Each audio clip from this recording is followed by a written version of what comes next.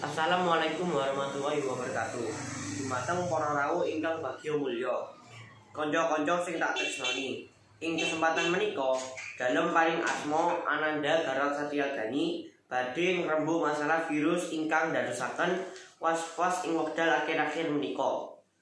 Benten kaliyan prastawa lindhu ageng ingkang kasat mata. Sakmenika kang aran virus corona menika yen lumebu ing badan kita boten saged karasa lan dugine uga boten kanyono-nyono. Sampun kathah korban seda amargi virus menika. Mula kita kedah jadi kesehatan. Kesehatan lan kesarasan menika kawontenan sejahtera saking tiyang saupakara jasmani kresa rohani.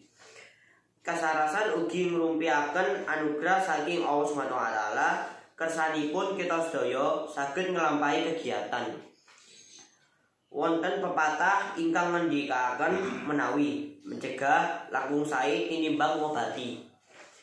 Menawi kasarasan kita sedaya tetep kersa, mila kita sedaya saged nemindakaken aktivitas sadinten-dinten kanthi lancar amargi teng lebet salira ingkang waluya wonten jiwa ingkang kiyat ugi.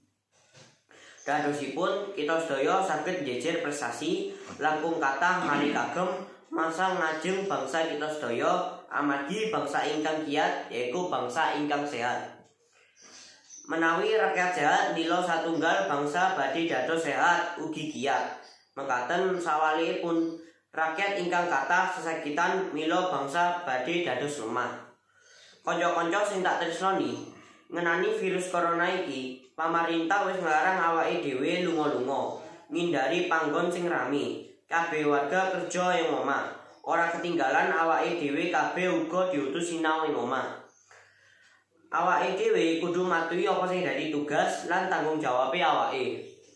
Masih sinau ing omah dhewe-dhewe, aja ngurangi semangat oleh ngudi ilmu.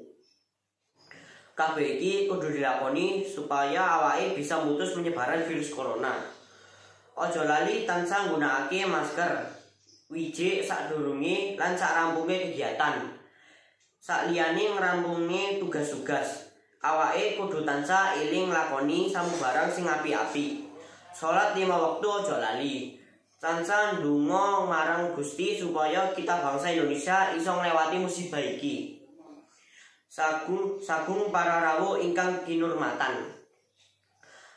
Mongga ing paminten-pinten perkawis ingkang kedah dipun tumindakaken kagem njaga kasarasan. Salah satunggalipun nggih menika olahraga. Kajawi olahraga, kita sedaya ugi kedah ngrasringaken pola dahar sehat.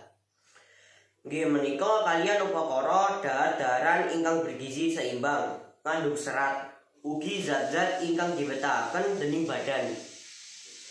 Salah jenengipun inggih menika ngaso. Kita sedaya saged nggugenanipun kaliyan perkawis-perkawis kaliyan bentuk pola sugeng ingkang disiplin. Kadosta kaliyan ngreksa pola sare ingkang cekap 6 dumugi 8 jam. Para rawuh ingkang sinuba ing pakurmatan, mekatena pidato ingkang saged kaluwuh aturaken. Mugi-mugi saged nggina kagem kita sedaya ugi mugi-mugi Allah Subhanahu wa taala tansah ngreksa kasarasan kita sedaya. Nyuwun pangampunten menawi wonten kelintu tembung. Amargi kawula namung manungsa ingkang boten luput saking kalepatan. Matur sembah nuwun. Wabillahi taufik wal hidayah. Wassalamualaikum warahmatullahi wabarakatuh.